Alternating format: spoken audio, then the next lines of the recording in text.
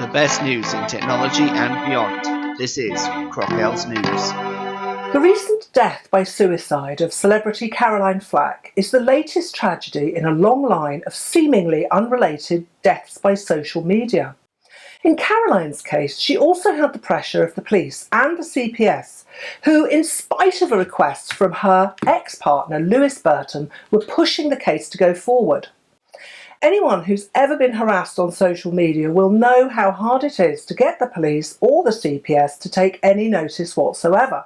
But in this case, they were very keen to press ahead, and the pressure of it all became too much for Ms. Flack. Metropolitan Police have referred themselves to their own watchdog after her death, but they've also made a statement that that sort of referral is pretty standard practice after the death of someone who's been in recent contact with the police. So let's ask trolling expert Jonathan Bishop, editor of the book Examining the Concepts, Issues and Implications of Internet Trolling, for his opinion. Hello, Jonathan. Hi there, Angel. Now, Caroline Flack maintained that the alleged assault was an accident. Given the large number of murders of women every year by partners, do you think the police and the CPS were right in this instance to press ahead with the prosecution, even though the alleged victim didn't want them to? Well, the police have to consider the public interest and the evidential test, so they would, strictly speaking, in order to proceed, have to have believed there was enough evidence for Caroline Flack to be convicted, and it was in the public interests for them to do so. Are you saying the police's hands were tied? The Crown has the final say over whether a prosecution proceeds or not, the CPS. So if they had decided that it wasn't in the public interest to go ahead, they could have dropped the case, and the technical term is offer no evidence. But what I think is more likely is that there was a media frenzy over it, and because the Director of Public Prosecutions has made a lot of screw-ups over the years, she didn't want to be seen to not be taking things seriously this time. So do you think that Caroline should have been able to take this kind of media frenzy, as you say, in her stride as a celebrity?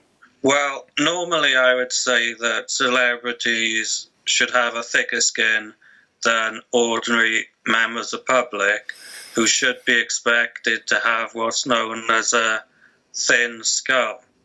But in the situation Caroline Flack was in, with everyone hounding her and perhaps her feeling her life was over, even if she had normally a thick skin, this was an unprecedented situation where she quickly developed a thin skull. Could you explain a little bit more about what a thin skull is in relation to the idea of a thick skin, if you see what I mean? The Leveson inquiry found is members of the public who are not in the public eye probably aren't used to the level of intensity and scrutiny that comes from being a public figure. So they're generally seen to have thin skulls. One MP put it that MPs are pachyderms with little or no feeling, so they should be able to put up with it, whereas, say, their constituents, who might be ordinary members of the public, shouldn't have to. Right, so the term thick skin is then contrasted with the term thin skull, not with the term thin skin. Am I getting that right? In terms of the law, yeah. Well, with regard to the law, can you say what changes to the law might have helped to avoid this situation? There was a case brewing, and then there was the whole social media pile-on as well. So what laws or changes in laws could have helped to avoid this? Well, in many cases when people are charged with a serious assault, if we call it that way, many members of the public don't automatically think they should have a solicitor. And the police will rely on that to take advantage of them, because people think having a solicitor shows you're guilty. So one law I think that needs to be introduced is no solicitor, no interview.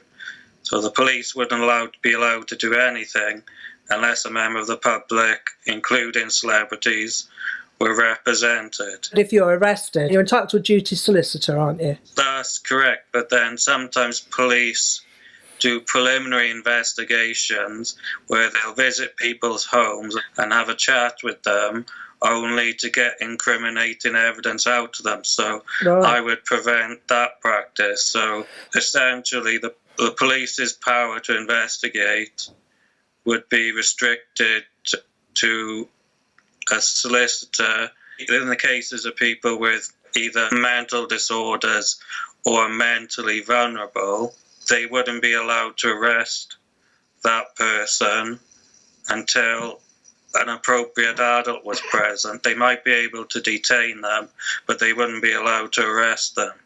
That's relevant to this case, isn't it? Because it was known that Caroline was quite a vulnerable person, as far as I can gather. That's the impression I had. So therefore, it depends how you want to draw the line between mental disorder and mental vulnerability. But I would say the scope of mental vulnerability should be more wide than it is at the moment. In France, if there's any violent interlude, the names and addresses of people involved in it aren't allowed to be published. Do you think a law like that would be helpful? Absolutely. I think even in the case of severe sexual assault, both parties should be anonymous until the court has made its verdict. I know people get around that, such as MPs naming people in the House of Commons, or the press overseas publishing it when they're not subject to our laws. But with the way the world is going at the moment, maybe we need a new human rights convention, and the right to be innocent until proven guilty should be an international human right. That's very interesting, Jonathan. Thank you very much. Thanks, Angel. The best news in technology and beyond. This is Crockel's News.